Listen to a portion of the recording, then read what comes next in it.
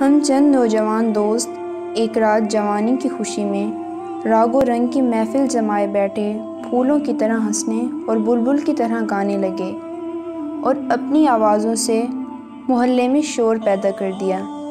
ایک بوڑھا آدمی ہم سے ذرا دور بیٹھا تھا، جس کے بال دن کی طرح سفید ہو چکے تھے۔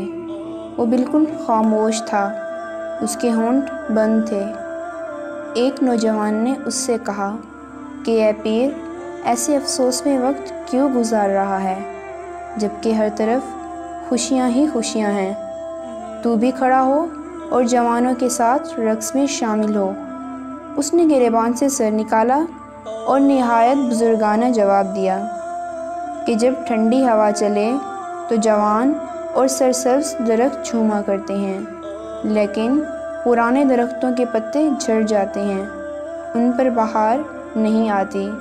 میرے رخسار بھی شہید ہو گئے ہیں۔ اب مجھے جوانوں کے ساتھ رقص کرنا اور عیش و عشرت کے دسترخوان سجانا زیب نہیں دیتا۔ اب نوجوانوں کی باری ہے۔ بوڑھے تو ان چیزوں سے مایوس ہو گئے۔ جب جوانی گزر جائے پھر عیش و عشرت کو چھوڑ کر توبہ استغفار میں مصروف ہو جانا چاہیے، کیونکہ پتہ نہیں کس وقت بلاوا آ جائے۔